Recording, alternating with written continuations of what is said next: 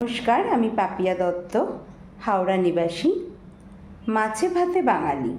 তাই আজকে আমার রেসিপি হচ্ছে লং তরাই মশলা দিয়ে ভোলা মাছের ভুনা। চলুন দেখে নিই কীভাবে বানাচ্ছি। লং তরাই মশলা দিয়ে আজকে বানাবো ভোলা মাছের ভুনা। মাছগুলোকে ভালো করে ধুয়ে নিয়েছি। এবারে আমি ম্যারিনেট করব। পরিমাণ মতো নুন দিলাম, লং তরাই লাল গুঁড়ো লঙ্কা গুঁড়ো দিলাম,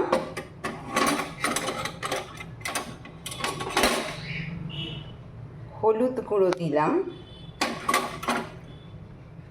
আর একটু সর্ষের তেল দিলাম। এই দিয়ে মাছটাকে খুব সুন্দরভাবে হাত দিয়ে ম্যারিনেট করে কিছুক্ষণ রেখে দেব। তারপর মাছটাকে ভাজবো। এতে কি হয়, এই ম্যারিনেশনের ফলে মশলাগুলো ভেতরে ঢুকে যায় এবং টেস্টটা আরও সুন্দর হয়।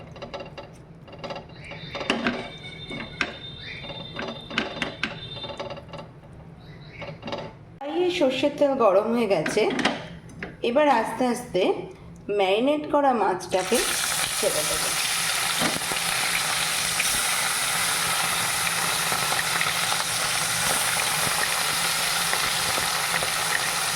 ভালো করে ভেজে নেব। তুলে নিয়েছি। এবার কড়াইতে তেল গরম তো ছিলই, তেলটা কমিয়ে নিয়ে একটু গোটা গরম মশলা দিয়ে দিয়েছি ফোড়নে, ফাটছে, আর কাঁচা লঙ্কা দিয়ে দিয়েছি। এবার একটা পেস্ট দিয়ে দিয়েছি। পেস্টটাতে আছে পেঁয়াজ, রসুন, আদা, টমেটো সম পরিমাণে নিয়ে এই পেস্টটা দিয়ে দিয়েছি। দিয়ে এবার মশলাটাকে খুব ভালো করে কষাবো।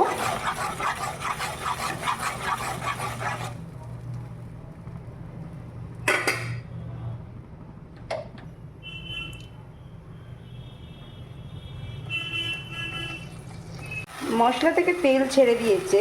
এবার আমি অল্প নুন দিয়ে দিলাম, আর এর সাথে লং তরাইয়ের জিরে গুঁড়ো অ্যাড করছি,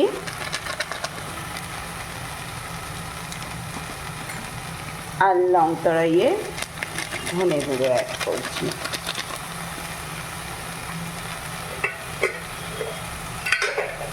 এবারে এই জিরে ধনে গুঁড়ো আবার একটু জল দিয়ে, হলুদ জল দিয়ে আমি গুলে রেখেছি, সেটা অল্প অল্প করে দেব আর মশলাটা কষাবো।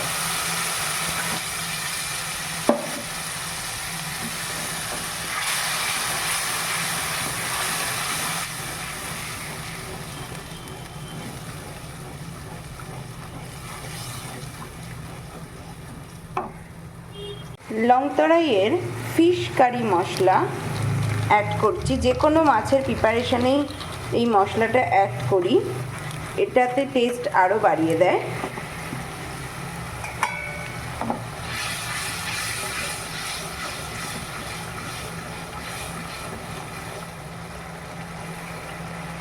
মশলা আমার ফুটে উঠেছে। এরপরে মাছগুলো আস্তে আস্তে ছেড়ে দেবো, কেন মাছের ভেতরেও মশলা ঢুকতে হবে। দিয়ে এপিট ওপিট করে কিছুক্ষণ রান্না করে নেব। অপূর্ব কালার হয়েছে। এবারে আমি অল্প একটু চিনি দিয়ে দিচ্ছি, তাহলে কি হবে, নুন চিনির ব্যালেন্সটা থাকবে। আর আমি লং তরাইয়ের গরম মশলা অ্যাড করছি। রান্না আমার হয়ে গেছে। এরপরে পরিবেশন করার পালা। হয়ে গেল আমার লং তরাই মশলা দিয়ে ভোলা মাছের ভুনা।